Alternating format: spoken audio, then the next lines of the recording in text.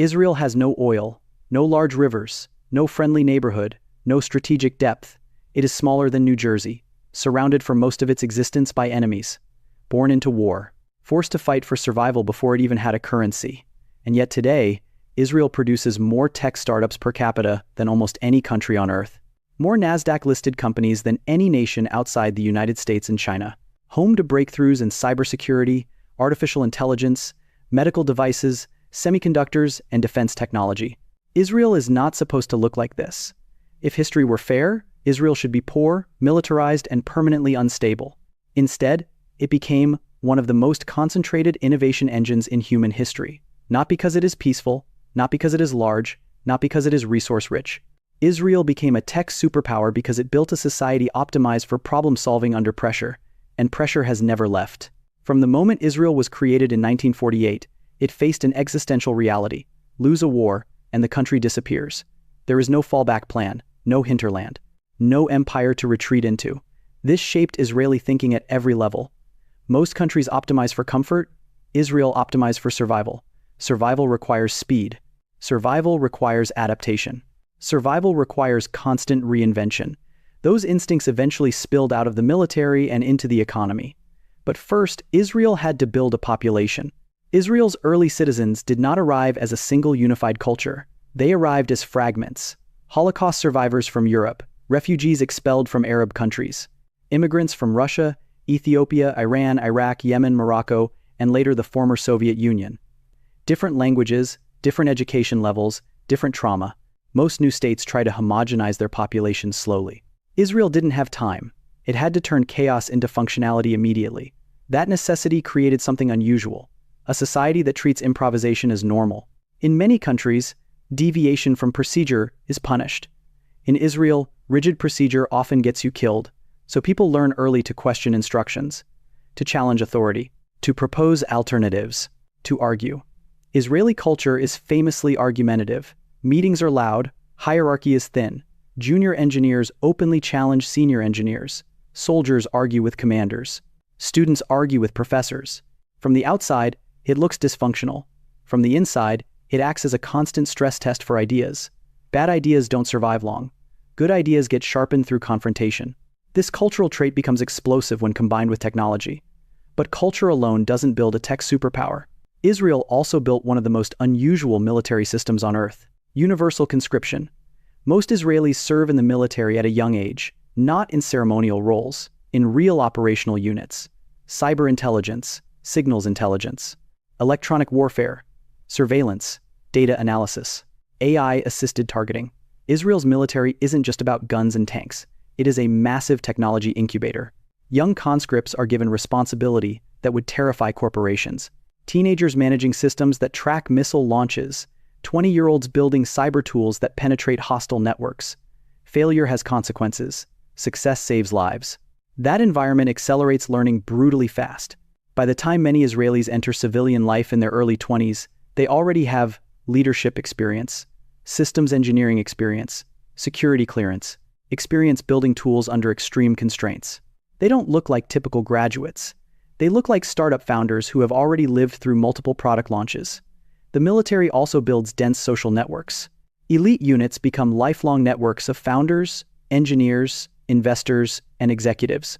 When one person launches a startup, their former unit members become co-founders, early hires, and angel investors. Trust already exists. That eliminates one of the biggest friction points in entrepreneurship: finding reliable partners. Now layer immigration on top of this system. Israel actively attracted highly educated immigrants. One of the most important waves arrived in the 1990s. Over 1 million immigrants from the former Soviet Union.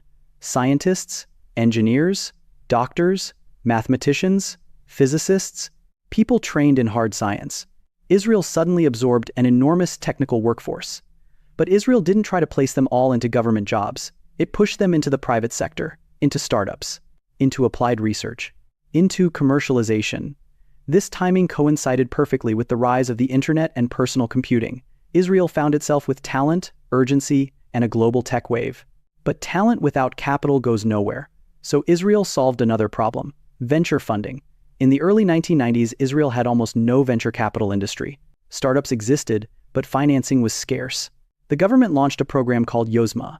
Instead of trying to pick winners itself, the state offered to co-invest alongside foreign venture capital firms. If a foreign VC invested in an Israeli fund, the government matched the capital and gave the VC the option to buy out the government's stake later at a favorable price. This did something brilliant. It attracted experienced foreign investors. It transferred venture capital know-how into Israel. It created a private VC ecosystem almost overnight. Within a decade, Israel had one of the most active venture capital markets in the world. But Israel still faced another massive limitation. Its domestic market is tiny, only around 9 million people. You cannot build massive consumer platforms by serving only Israelis. So Israeli startups were forced to think globally from day one. They build in English. They design products for international customers. They price in dollars. They sell to American and European corporations. This global-first mindset became baked into the ecosystem. Unlike many countries where startups scale locally first, Israeli startups often skip the local stage entirely. They are born international. This makes them attractive acquisition targets for large US tech companies, which leads to the famous pattern: build a startup, prove the technology, sell to Google, Microsoft, Intel, Apple, Cisco, or Meta. Use the exit capital to start the next company. Israel became a factory of repeat founders, not one-hit wonders. Repeat founders. Each cycle compounds experience. Each generation of founders becomes smarter than the last. But here is the uncomfortable truth. Israel did not become a tech superpower because it is morally superior. It became a tech superpower because it had no alternative. Countries with natural resources can afford inefficiency. Countries with oil can make mistakes. Countries with large populations can coast. Israel cannot. If Israel stops innovating, it collapses. That pressure never disappears. And pressure, when channeled correctly, creates diamonds. If survival built the mindset, institutions built the machine. Israel did something that many developing countries failed to do. It aligned government, academia, and private industry toward the same goal: technological relevance. This alignment was not ideological, it was pragmatic. Israel invests heavily in research and development relative to the size of its economy, consistently among the highest in the world as a percentage of GDP. Public funding supports universities, defense research, and early-stage innovation. But crucially, this funding is designed to spill into the private sector. Israel's universities are not isolated ivory towers. The Technion in Haifa, Tel Aviv University, Hebrew University in Jerusalem, these institutions are deeply tied to commercialization. Professors patent aggressively. Students launch companies. Technology transfer offices are active and efficient. Research does not sit on shelves. It becomes startups. And startups do not sit in laboratories. They scale or they die. The Office of the Chief Scientist, now the Israel Innovation Authority, played a key role in this process. It provided grants to early-stage companies without taking equity. The government absorbed some of the early risk, but if a company succeeded, it paid royalties back into the system. That design avoided two common traps. First, the government did not try to run startups. Second, it did not permanently own them. The state acted as a catalyst, then stepped back. This preserved private sector discipline while encouraging experimentation. Now let's talk about cybersecurity. If you look at Israeli tech exports, cybersecurity stands out dramatically. There's a reason for that. Israel lives in a constant state of digital threat. Hostile actors probe its infrastructure daily. Government networks, defense systems, banks, utilities, telecommunications. Cybersecurity is not theoretical in Israel. It is existential. Unit 8200, the Israeli Defense Forces Signals Intelligence Unit, has become almost legendary in tech circles. Alumni from this unit have founded or staffed a significant share of Israel's cybersecurity startups. Why? Because they spent their early 20s solving real cyber problems under national pressure. They built intrusion detection systems, encryption tools, offensive cyber capabilities, real-world threat modeling. When they leave the military, the transition into private cybersecurity is seamless. Companies like Checkpoint, Palo Alto Networks, founded by Israeli entrepreneurs, CyberArk, and dozens of others emerged from this environment. Global corporations now rely on Israeli-built cybersecurity infrastructure. The irony is sharp. A country under constant threat exports security to the world. But Israel is not only about cyber. It has deep roots in semiconductors. Intel built one of its most important research and manufacturing facilities in Israel decades ago. Some of Intel's major processor architectures were developed there. NVIDIA acquired Mellanox, an Israeli networking firm critical to high-performance computing. Mobileye, an Israeli company specializing in advanced driver assistance systems, was acquired by Intel for over $15 billion. This pattern repeats. Israel does not try to dominate entire consumer markets. It inserts itself into the technical backbone of global systems: networking, data routing, encryption, automotive vision systems, medical imaging algorithms, irrigation technology. Which brings us to agriculture. Long before it became known for cybersecurity, Israel was forced to innovate in farming. It sits in a semi-arid climate with limited water. Traditional farming models didn't work, so Israeli engineers developed drip irrigation systems that drastically reduce water waste. Those technologies are now exported globally. Once again, constraint created exportable expertise. Water scarcity became a product. Desert agriculture became intellectual property. Now we need to address failure. In many cultures, failure is stigmatized. In Israel, failure is often interpreted as experience. There's a phrase commonly associated with Israeli entrepreneurship, chutzpah. It loosely translates to audacity, the willingness to attempt something without permission, to challenge authority, to ignore hierarchy. Israeli founders often approach investors directly: cold emails, direct pitches, bold claims. They don't wait for gatekeepers to validate them. This cultural audacity increases startup density. It also increases startup mortality. Many Israeli startups fail. But because failure does not permanently destroy social standing, founders often try again. This creates a powerful evolutionary environment. Only the most robust companies survive, which strengthens the ecosystem. Now let's talk about geography. Israel's physical isolation plays a paradoxical role. Because it is geographically small, tech workers cluster tightly. Tel Aviv is not Silicon Valley in size, but it behaves like a compressed version of it. Entrepreneurs, engineers, investors, lawyers, and executives operate within a short drive of one another. Information spreads fast. Opportunities circulate quickly. Networking friction is low. This density accelerates innovation cycles. It also increases competitive pressure. Everyone knows everyone. Reputation matters, speed matters, delivery matters, but this intensity comes at a cost. The Israeli tech sector is heavily concentrated in certain demographics, highly educated, often connected to elite military units, predominantly located in central Israel. Meanwhile, parts of the population, including segments of the ultra-Orthodox community and Arab Israelis, participate less in the high-tech sector. This creates internal inequality, a dual economy. One hypermodern and globally connected, one more traditional and less integrated. Israel's long-term growth depends on expanding tech participation across broader segments of society. Otherwise, social cohesion weakens. Another risk is geopolitical volatility. Israel's security situation never fully stabilizes. Periodic conflicts disrupt business. International criticism creates reputational friction. Investors occasionally hesitate. Yet paradoxically, this volatility reinforces Israel's focus on resilience. Startups design systems that assume instability, remote capability, redundant infrastructure, rapid response models. That mindset can be exported. Now zoom out. Israel's tech success rests on 5 pillars: relentless pressure to survive, military-driven technical acceleration, high R&D intensity, global first orientation, and cultural tolerance for confrontation and failure. Remove any one pillar and the system weakens. But together, they create one of the densest innovation ecosystems on Earth. Still, the question remains: can Israel sustain this trajectory? The world is changing. Artificial intelligence is reshaping labor markets. Global capital is tightening. Regional instability continues. Brain drain is a concern. Cost of living in Tel Aviv is among the highest globally. Young engineers consider moving to Berlin, London, or New York. If talent leaves at scale, the model erodes. The next phase of Israeli tech will depend not only on innovation, but on retention. Technology did not simply make Israel richer. It rewired the entire structure of the state. Before the tech boom, Israel's economy leaned heavily on agriculture, basic manufacturing, and foreign aid. Today, high-tech accounts for a dominant share of exports, a large portion of GDP growth, and a disproportionate amount of tax revenue. A relatively small percentage of the workforce generates a massive share of national income. This concentration creates both strength and fragility.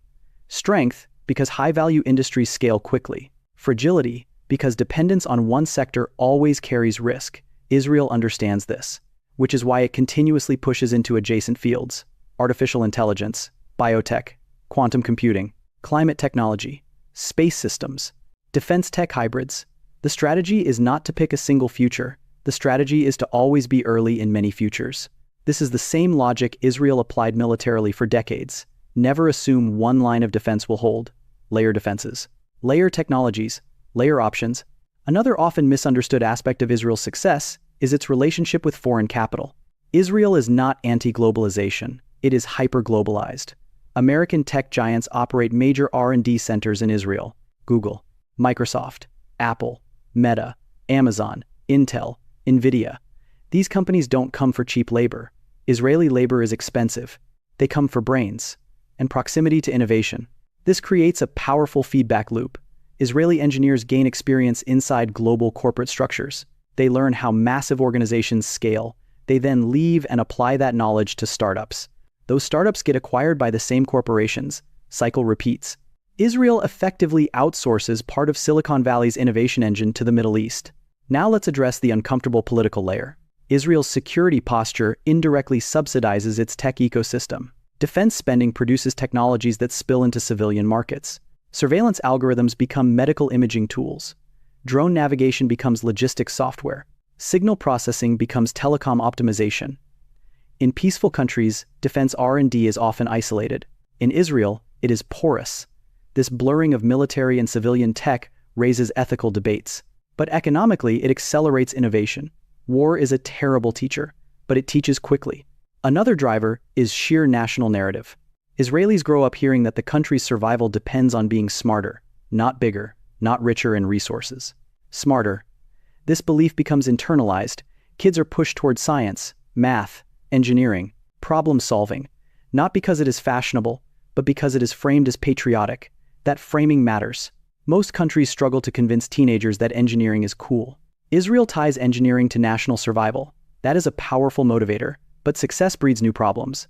The cost of living crisis is severe. Tel Aviv regularly ranks among the most expensive cities in the world. Housing prices have soared. Rent consumes large portions of income. Young families feel squeezed. This creates political pressure. If young talent cannot afford to live near innovation hubs, ecosystems weaken. Israel has begun to push development towards secondary cities, Be'er Sheva, Haifa, Jerusalem, trying to decentralize tech. Results are mixed. Another risk is social fragmentation. Ultra-Orthodox communities often prioritize religious study over participation in the workforce. Arab Israelis face barriers to full integration. If large portions of the population remain outside the high-tech economy, inequality deepens.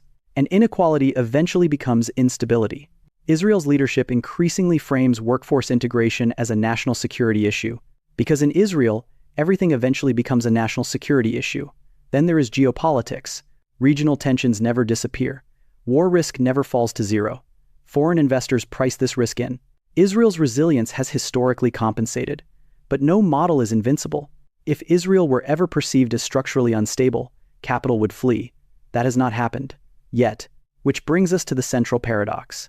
Israel became a tech superpower by living under permanent threat. But permanent threat is not sustainable forever. A society cannot remain in survival mode indefinitely without psychological cost. Burnout exists. Emigration exists.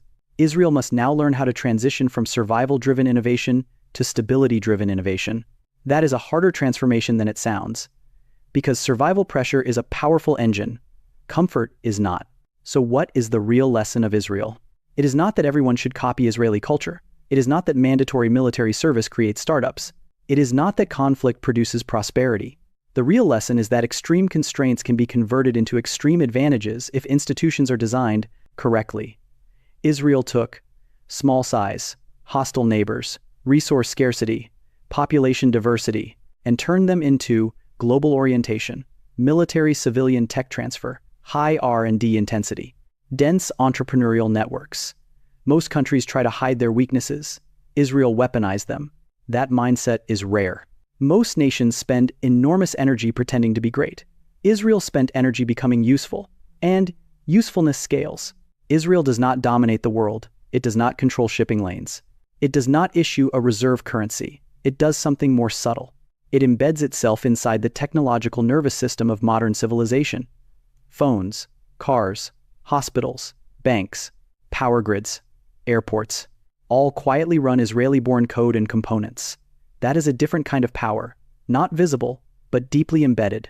which is why Israel, against all odds, became a tech superpower in the Middle East, not because history was kind, but because history was cruel, and Israel learned how to extract advantage from cruelty itself.